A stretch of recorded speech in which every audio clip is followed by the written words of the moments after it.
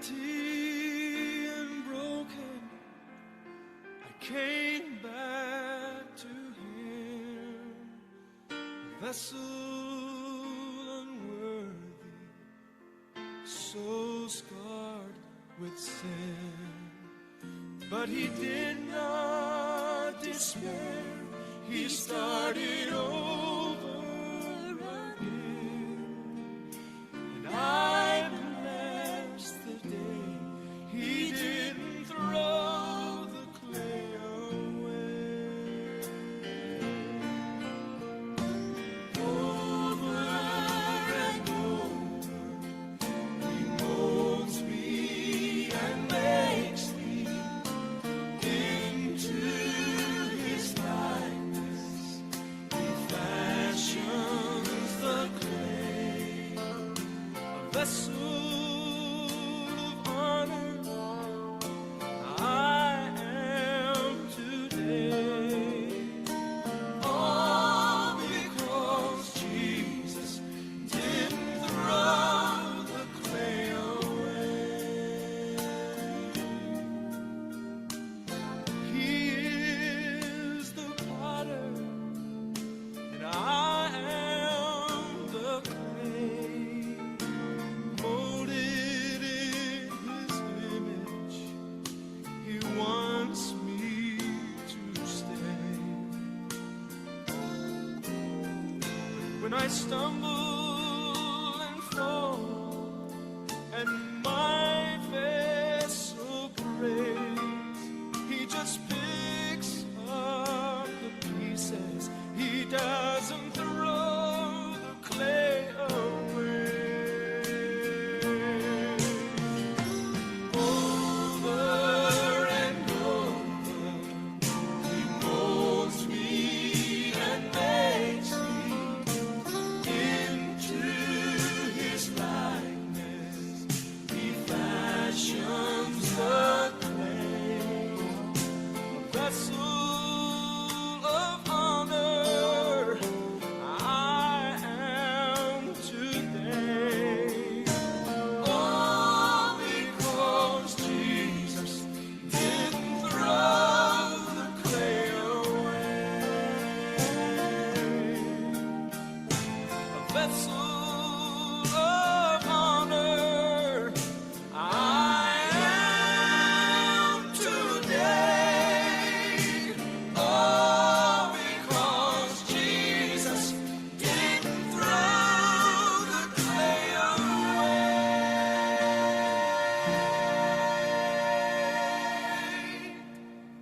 Amen, amen, amen. A vessel of honor I am today because Jesus did not throw this clay away. I want to say good morning, happy Sabbath to everyone today. It's a privilege to be here this morning, not by accident, but by divine appointment. I am not here this morning in my own strength, but in the strength of the Lord. I want to say praise God from whom our blessings flow. Praise him because he's amazing. He's given me the opportunity this morning to speak for him. I just pray that you will open your heart's door and listen to not this instrument, but what God has given me for all of us today. I want to thank Pastor Dade for the opportunity to speak for the Lord in his pulpit. I want to give God thanks for that. And invite the Holy Spirit to rain down on us today and to break every bondage, break every sin and every stronghold this morning. In the name of Jesus. Our subject today is forgiven and restored. 2 days ago, I felt so badly in my body. I just like, what happened? What happened? Had to go to the emergency room. The enemy said, oh, I got you. But God, he reassured me today that I'm going to be right here speaking his word. And I thank God for that this morning. Satan loses, but God wins. Hallelujah. Thank you, Jesus. Forgiveness heals wounds. Restoration rebuilds relationships and brings joy and peace.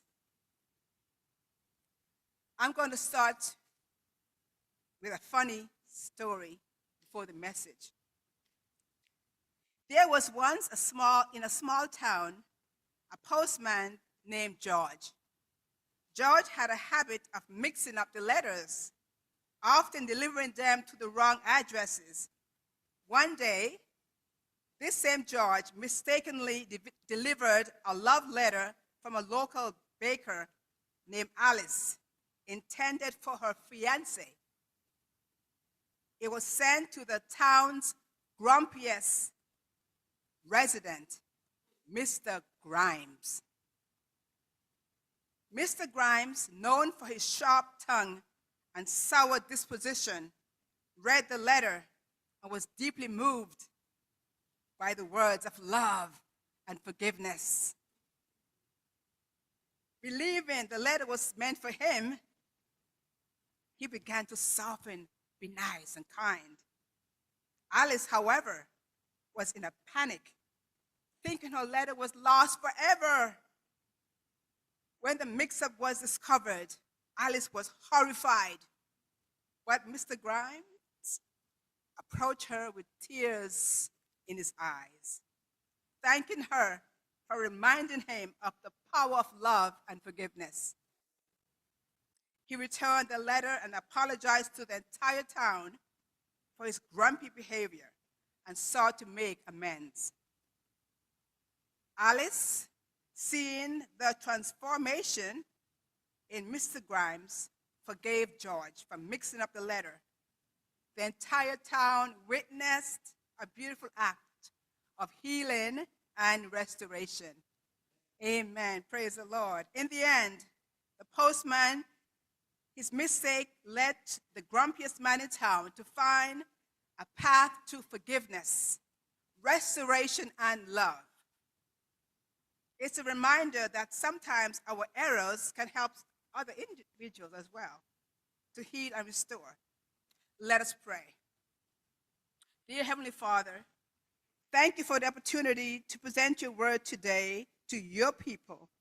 I pray that your word will resonate in their hearts, in my heart, so that we can be more like you and be quick to forgive and be restored. Speak to me, speak through me, and speak for me to your people. Let the words of my mouth and meditations of our hearts be acceptable in your sight, O Lord, our strength and our Redeemer. In Jesus' name I pray. Amen. This afternoon, we'll talk about some of the benefits of forgiveness and restoration. But let's begin first with the definition of forgiveness. Psychologists define forgiveness as a conscious, careful decision to release feelings of resentment toward a person who has wronged you. In the Bible, forgiveness means letting go of resentment and offering mercy to someone who has wronged you. Forgiveness is about love, grace, and restoration and reconciliation. So, what is restoration?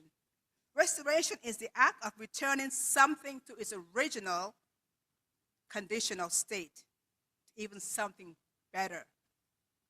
In the Bible, restoration deals with healing, renewal, and making things right.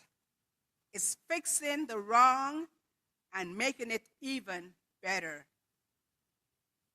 This afternoon, we'll explore Peter the apostle, his life before, during, and after he met Jesus, emphasizing the role of forgiveness and restorations and their benefits.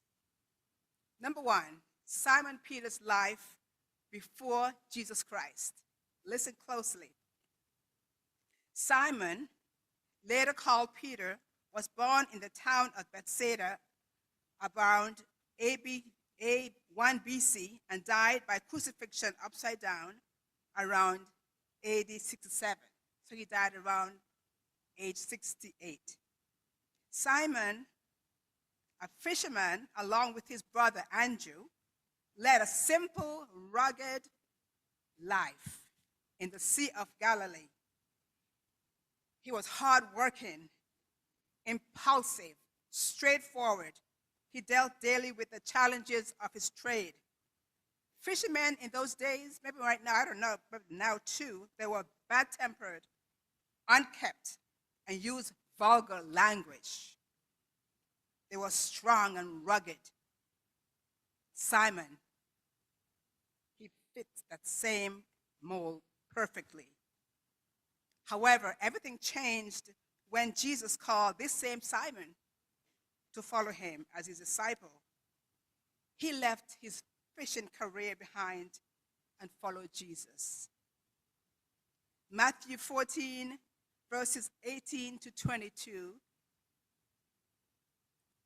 it says, "And Jesus, walking by the Sea of Galilee, saw two brothers, Simon called Peter, and Andrew his brother, casting net into the sea, for they were fishermen.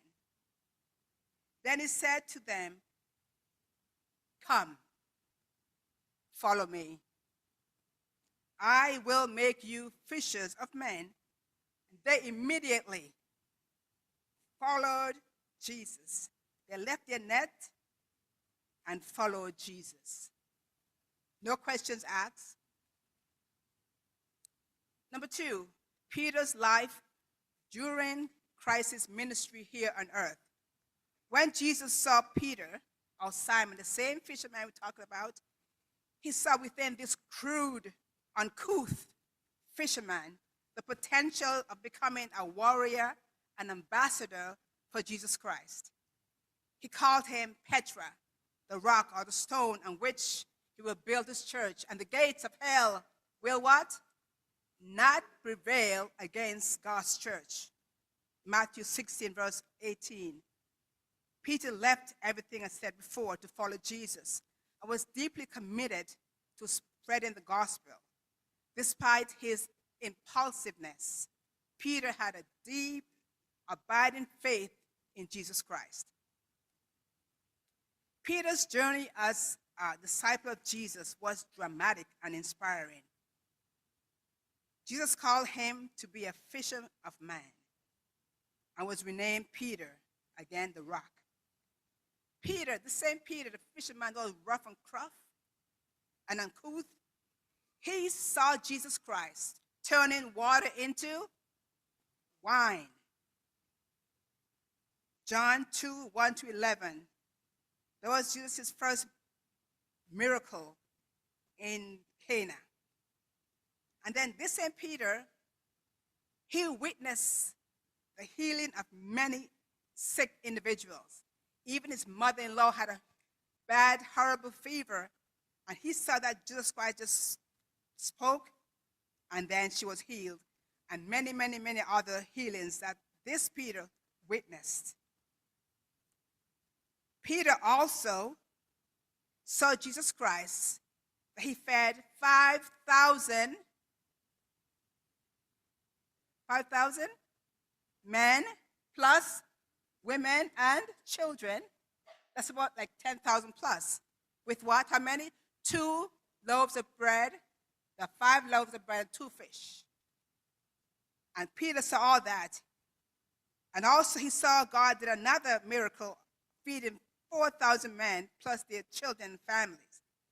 Peter also saw Jesus Christ walking on water, Matthew 14, 22 to 23. And Peter briefly walked on water towards Jesus during a storm. But what happened? He faltered and began to sink when he took his eyes off Jesus. I guess he was afraid, right? And he doubted. And Peter cried out, "Lord, Lord, Lord, Lord, save me." And Jesus Christ, what did he do? Did he save him or let him drown? Did he save him? Immediately, He said, come on, Peter. And then Peter and Jesus Christ walked back on the water towards the boat. Peter saw all that. Peter also saw the transfiguration of Jesus Christ along with James and John. He also saw the raising up the dead. Christ Jesus raised many individuals, including Lazarus, who was dead how many days? 4 days. 4 days. That's a long time. He was rotten by then. He saw all that. He also saw that Jesus Christ calmed the storm by just talking and said, peace, be still. And what happened? There was a hush. The wind said, okay, I'm going to listen. And immediately there was a calm. And Peter also witnessed casting out demons, Mark 1:23. And many of those who were demon-possessed, he was able to cast them out. He saw all that.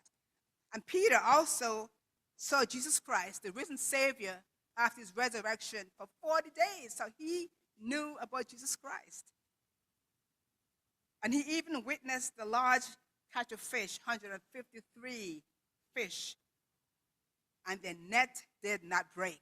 What is that? Is that a miracle? Amen. And Peter saw all that. The fisherman, remember. These miracles demonstrated Jesus Christ's divine authority and power, which greatly impacted Peter's faith and belief in Jesus Christ as the Messiah and Savior of the world. Number 3, Peter's life during the arrest and trial of Jesus. John 18, verses 10 to 14 says, then Peter, having a sword, drew it and struck the high priest's servant and cut off his right ear. Same Peter. So Jesus said to Peter, put your sword into your sheaths. Must I not drink the cup which my Father has given me? Then the Jews arrested Jesus and bound him and led him away to the high priest's office. Even though Peter loved and witnessed all God's miracles, he was still what? Impulsive and crude at times and ready to fight. Peter was not yet fully converted. Question for us today from consideration: is it possible then for us to be in God's presence, doing his work, and yet not be fully converted? Again, is it possible for us as God's children to do his work and yet not fully converted? Yes? Okay. How about us today? Are we fully converted? Or do we have a form of godliness and deny the power thereof? He says, from such turn away. 2 Timothy 3, verse 5.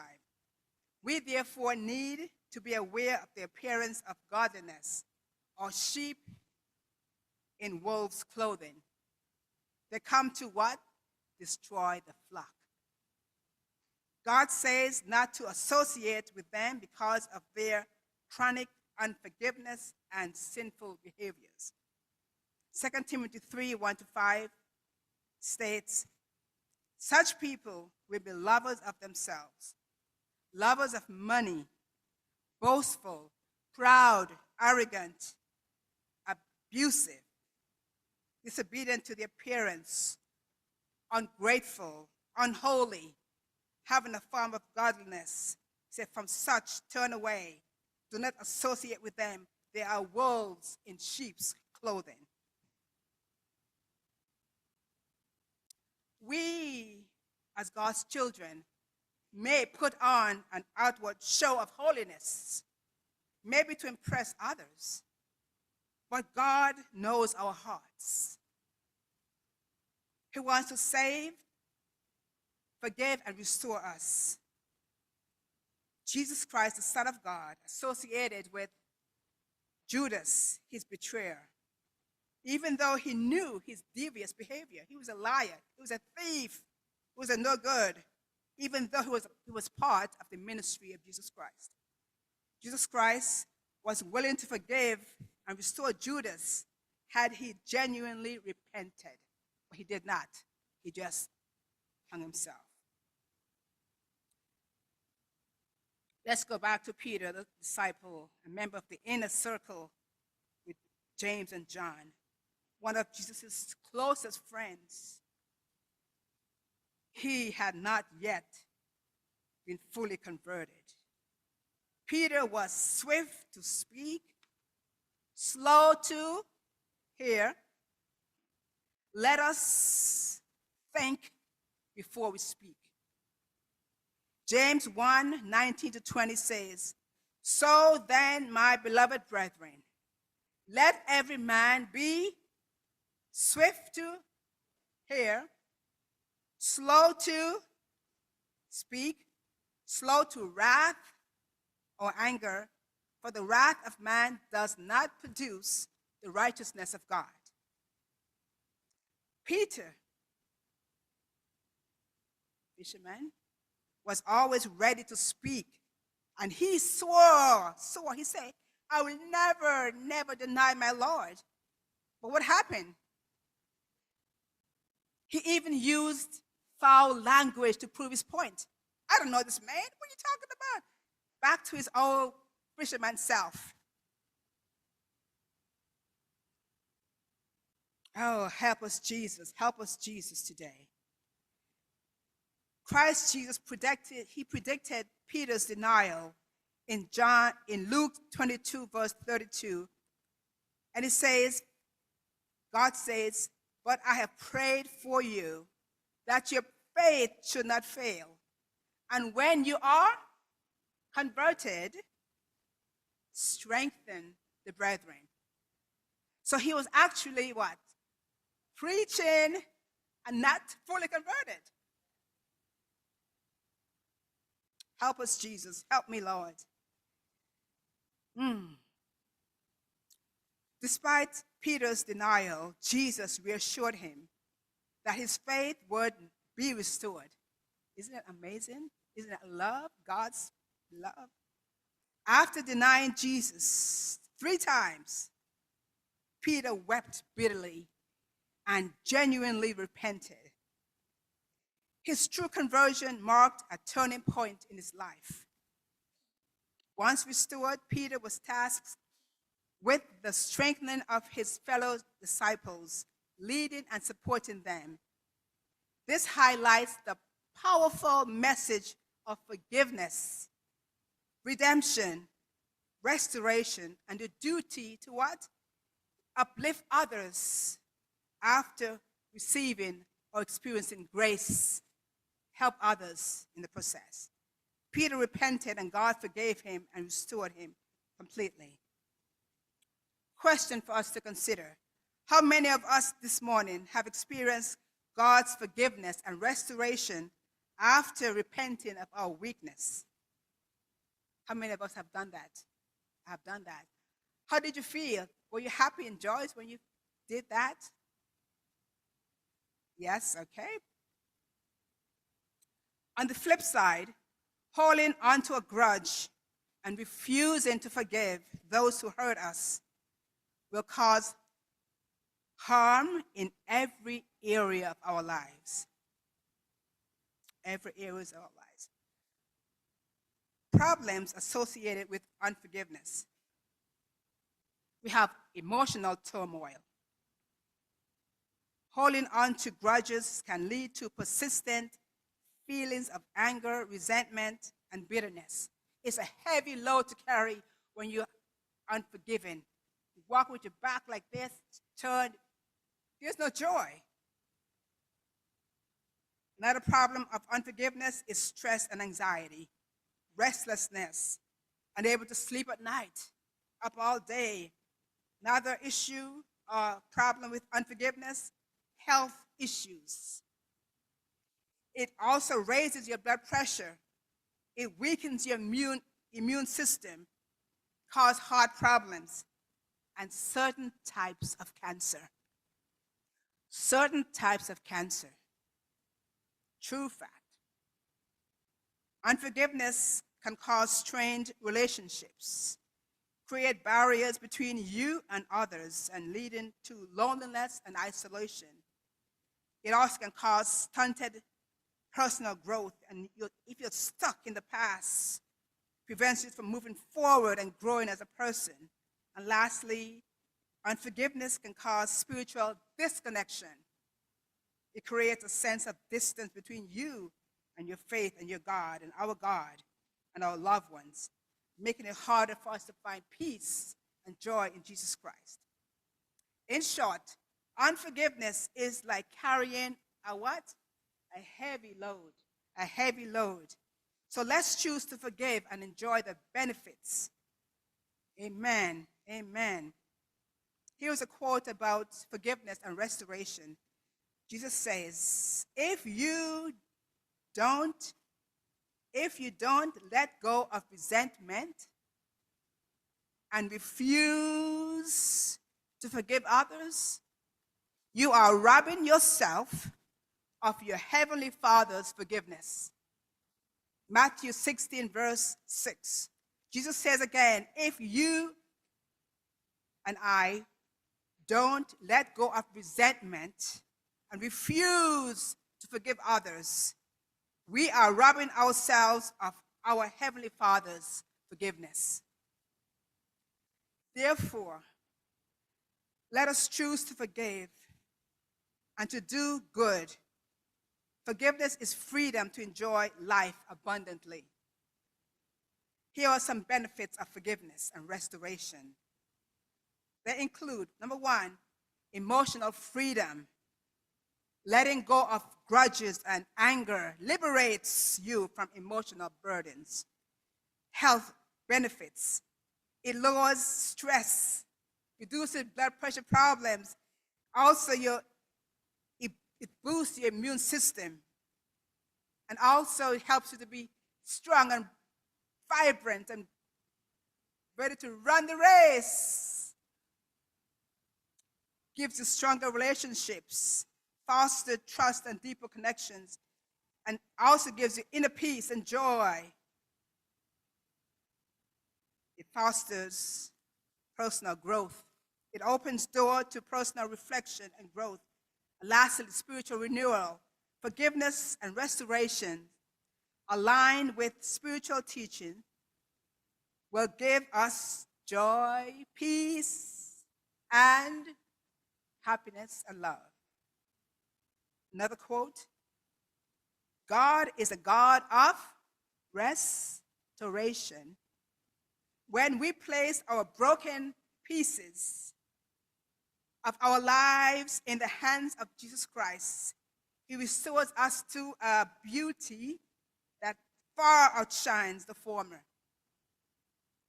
When we place the broken pieces of our lives in God's hand, He restores them to a beauty that far outshines the former. Psalm 23, verse 3. So let us forgive as God has forgiven us, so that we can be restored and enjoy life to the fullest. Why not? Why not? Number 4, Peter's life after the resurrection of Jesus Christ. Question: how did the resurrection transform Peter's life? John chapter 20, verses 2 to 8 declares that when Mary Magdalene ran and came to Simon Peter, same Simon Peter, and another disciple whom Jesus loved, and said to them, "They have taken away our Lord out of the tomb, and we don't know where they have laid him." Peter therefore went, and the other disciple, and were going into the tomb. Then Simon Peter came following and went into the tomb and saw the linen cloth lying there, And the other disciple, which was John, came to the tomb first and went in also. He saw and believed. Jesus forgave Peter for denying him 3 times. The angel in the tomb that was there said to Mary Magdalene in Mark 16:6-7, he says, "But he said to them, do not be alarmed. Ye seek Jesus of Nazareth, who was crucified. He is risen. He is risen. He is not here. See the place where they laid him. But go, tell his disciples and Peter, the one who denied him, and Peter, that he is going before them into Galilee. There they will see him, as he said to you." So this rough, uncouth, impulsive, sinful, unconverted Peter, Simon, changed in the presence of the King of glory, especially after his resurrection. He was never the same again. Jesus made all the difference in his life. Peter, the same Peter, the fisherman, became the most outspoken apostle of the 12. He became one of the boldest witnesses for Jesus Christ, noted in Acts. On the day of Pentecost, what happened? What happened? 3,000 souls were saved by Peter's, the same Peter's message. Jesus Christ loves us. Jesus Christ commissioned Peter to feed the lamb and sheep and follow him.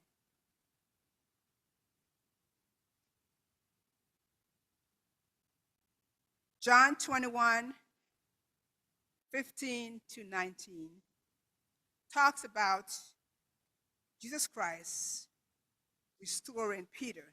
Verse 15 says, "So when they had eaten breakfast, Jesus said to Simon Peter, Simon the fisherman, son of Jonah, do you love me more than these other disciples? He said to him, Yes, Lord, you know I love you. He said to him, Feed my lambs. He said to him a second time, Simon, son of Jonah, do you love me? He said to him, Tend my sheep. He said to him the third time, Simon, his fisherman's name, son of Jonah, do you love me? Peter was grieved because he said to him the third time, do you love me? And he said to him, Lord, you know all things. You know that I love you. Jesus said to him, Feed my sheep. Verse 18, Most assuredly I said to you, when you were younger, you girded yourself and walked where you wished. But when you are old, you will stretch out your hands in crucifixion, and another will gird you and carry you where you don't wish. This he spoke, signifying what death he would glorify God. And when he had spoken this, he said to Peter, Follow me. After the resurrection of Jesus, he personally restored Peter, asking him 3 times if he loved him and commissioning him to go and feed and tend his sheep. This symbolized Peter's role in leading and caring for the early church. In leadership, Peter became the cornerstone of the Christian church, preaching at Pentecost, performing miracles, and spreading the gospel widely. This fisherman also was an author. Did you know that? He authored 1st and 2nd Peter. Amazing. Restoration. Peter's life is a testament to the transformative power of Jesus' love and forgiveness, and showing to us that even in our failures, we can be restored. We can be what? Because of Christ's love for us. If God, listen closely, if God could change, forgive, and restore Peter, fisherman, the loud mouth, impulsive, uncouth, rugged disciple, into a humble, dynamic apostle, preacher, evangelist, and author, he can do the same for you and for me. Hallelujah. He can do the same for us. So we can be also effective witnesses for Jesus Christ. Just about finished. Jesus Christ reached out to those in need, bringing healing and deliverance. Don't believe the devil's lies that God doesn't see you or hear you. Christ Jesus knows your name. The very hair of your head, they're all numbered by him. He understands what you're going through, the heartaches, the pain, the disappointment. He understands your battle and is close to you. You are precious to him. You are the apple of his eye. Only he can change or turn your sorrows into joy. So let's trust and obey him. We just spoke about Peter. How about Mary Magdalene? Christ Jesus freed her from seven demons. And she became a devoted follower of Jesus Christ. And she was the first one to see Jesus after he rose from the dead. Luke 8, verse 2. The adulterous woman, she was what caught were in the very act of adultery. And Jesus Christ forgave her and gave her new life. And he said to her, "Neither do I condemn thee. Go and sin no more." So no matter what we have done, where we have been, Jesus says what? I'm going to save you, restore you.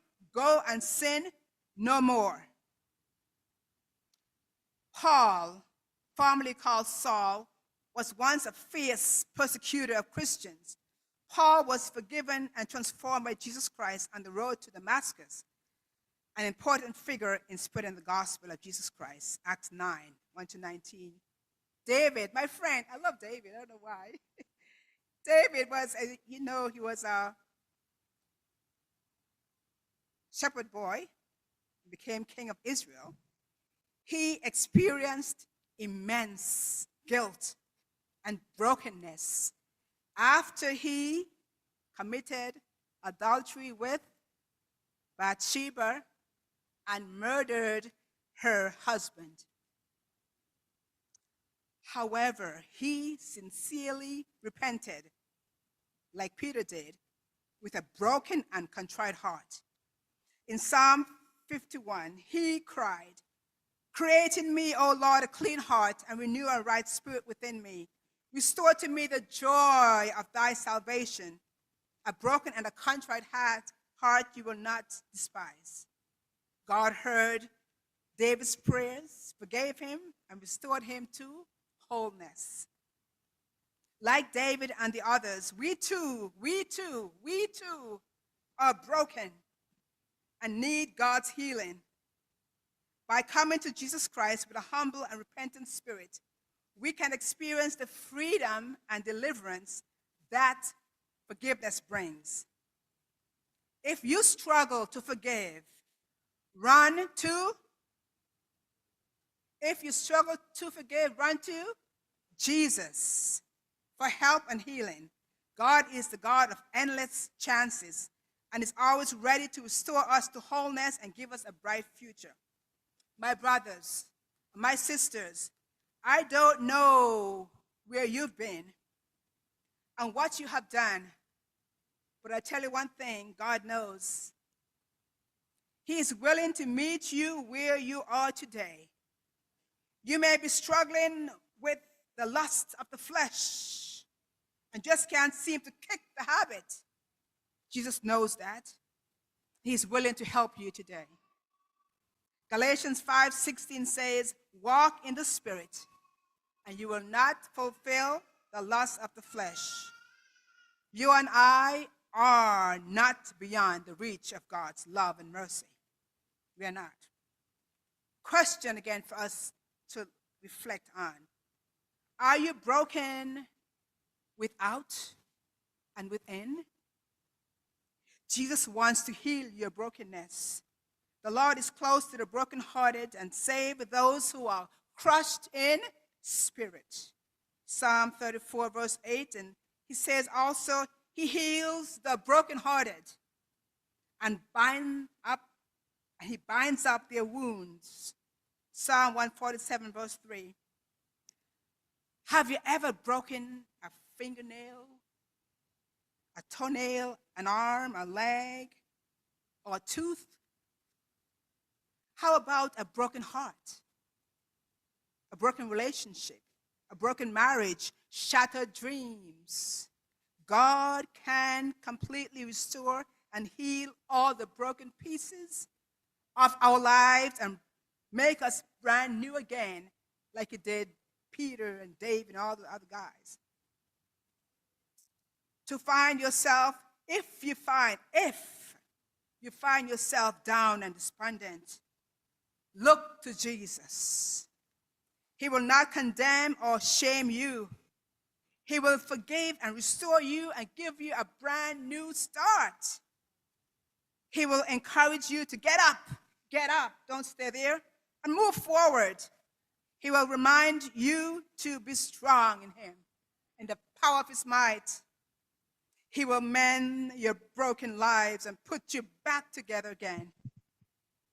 The gospel song that I love so much by Yolanda Adams, it says, yet still I rise. Shattered, but I'm not broken. Wounded, but time will heal. Heavy the load, the cross I bear. Lonely the road I tread, I dare. Shaken, but here I am.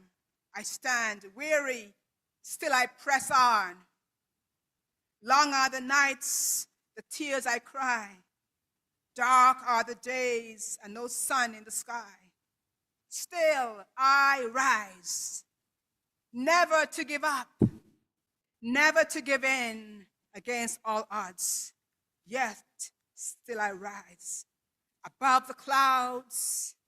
At times I feel low, but still I rise. You may be broken and crushed by the constant barrage of negativity, repeated abuse, emotionally, spiritually, and physically. But God can fix you up today. Weeping may endure for a night, but joy, hallelujah, will come in the morning. Hope thou in God, for he will give you no more than you can handle. Jeremiah 29 verse 11 states, for I know the thoughts that I have towards you, says the Lord, thoughts of peace and not of evil, to give you a future and a hope. We are all broken vessels because we live in a broken world, sinful world. God wants to heal our brokenness and give us joy and peace like he did Peter, Mary Magdalene, the adulterous woman, Paul, and David. God specializes in restoring broken people. He will do it again for you and for me. Finally, Jesus Christ paid the ultimate price on Calvary's cross to save us from our sins. He said, Father, forgive them, for they know not what they do. Jesus came to earth to heal us spiritually, emotionally, physically, and to set us free from sin. He came to make a way where there was no way. He came to be our Redeemer, our Defender, our Savior, our friend, our hope. Jesus Christ is coming again sooner than we think. Sooner than we think.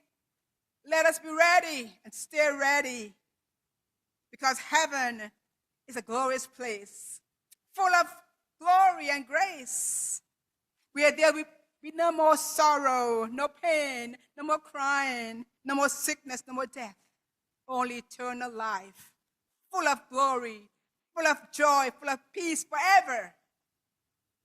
Would you like to be there? Would you like to be in that number when the saints come marching in? If so, let us prepare our hearts and minds for his return. Let us stay connected with God, the life giver. Seek his face continually. Read and meditate on his word. Do good, and let our light shine so the world can see Jesus Christ in us. Let us forgive as the Lord has forgiven us, so that when we are forgiven and restored, in body, mind, and spirit, we can be able to go out there and help others. In closing, a few more. In closing, if your lives are in shambles or total mess, and you don't know what to do, I said before, try Jesus. If you have tried everything and everything has failed you, what do? Try Jesus. It is time to practice forgiveness, to rise above hate, and be restored to wholeness. Be kind to those who are unkind to you, not because they deserve it, but because it frees you and me from hurt. Just about finished. How many of you long for the peace and joy that comes from forgiveness and restoration? How many of you long to be forgiven and to be restored? Forgiveness and restoration and reconciliation are the pathway to freedom. Like Peter, who was forgiven, restored, and filled with the Holy Spirit, we too can bask in Christ's presence and become ambassadors for him. This message today can be summed up in 7 words. Forgive, God restores, giving joy and peace. Let's bring that forgiveness and restoration into our lives and experience the transformative power of God's love. I would be remiss if I do not have an altar call this morning. Would everyone stand, please? Would everyone stand, please? Thank you. The Word of God says, "Come now, for today is a day of salvation. If you hear his voice, harden not your heart, as in the day of provocation." Those individuals who were in the storm, they didn't know they were going to die, did they? No, they were happy. Within seconds, they were gone. So today, we're here today. How about tomorrow? What do you know about tomorrow? We don't know that. So that right now, we have an opportunity right now to give our hearts to Christ. I'm going to make 3 appeals. 3. First one, salvation. If you have never accepted Jesus Christ as personal friend and Savior, join me right here at the altar. If you have never given your heart to Jesus Christ, join us, our elder, at the altar. Today is the day, not tomorrow. Today is the day of salvation. Anyone wants to come and give their hearts to Jesus? Anyone? Might be the last call for you today. Number 2, rededication. Thank you. If you have strayed and want to rededicate your life to Jesus Christ, join us here at the altar. Come on down. The third appeal, forgiveness and restoration. All of us, I'm sure. If you have suffered or struggled to forgive, come down at the altar today. We'll pray for you. Come on down. Let's pray.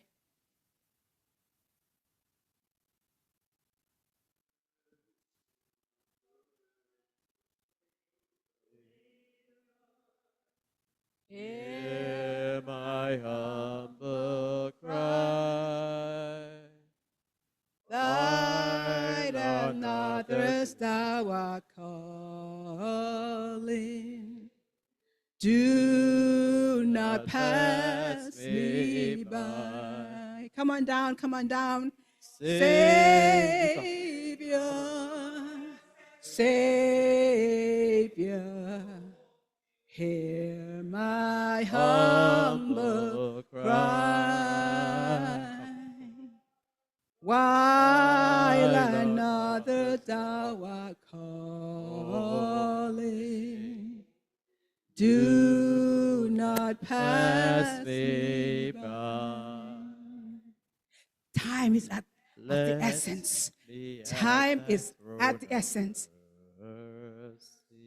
I'm not supposed to be here today. Find the sweet relief, kneeling there in deep contrition. Help my unbelief. Savior, Savior, Savior, Savior, hear my humble cry. hear my Jesus, humble Jesus, Jesus, Lord, you know your people this morning. cry. Don't wait. Tomorrow might be too late. Thou art calling. Do not pass me. Do not pass me by. Thank you, Jesus. Thank you, Jesus. Trusting only in thy merit, would I seek thy face. Don't wait, don't wait, don't wait, don't wait. My wounded, broken Don't wait. Don't wait. I don't know why I'm saying this today. Set me by But there is a thy reason why grace. God has me here today. There's a reason why. Don't wait. Don't wait.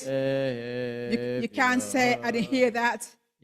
My hands are clean. Because I'm telling you right now, if you need Jesus, come up here. We'll pray for you. The elders will pray for you. Now is the time, not tomorrow. It might be too late. You might be in your grave by tomorrow. But God said today, if you hear his voice, harden not your hearts. 1 more minute, then we'll pray. Bold life to me, whom have I earned beside thee? Whom in heaven but thee? Savior, Savior, Savior. Savior, Savior, hear my humble cry.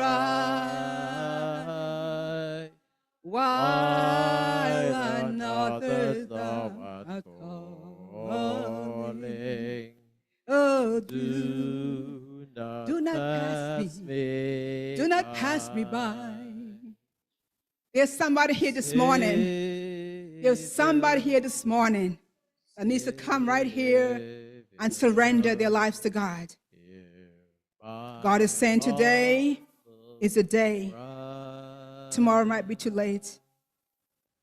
Oh, Father, in the name of Jesus, touch their hearts right now. In the name of Jesus, not I, but Christ exalted. Do not pass me by. Amen.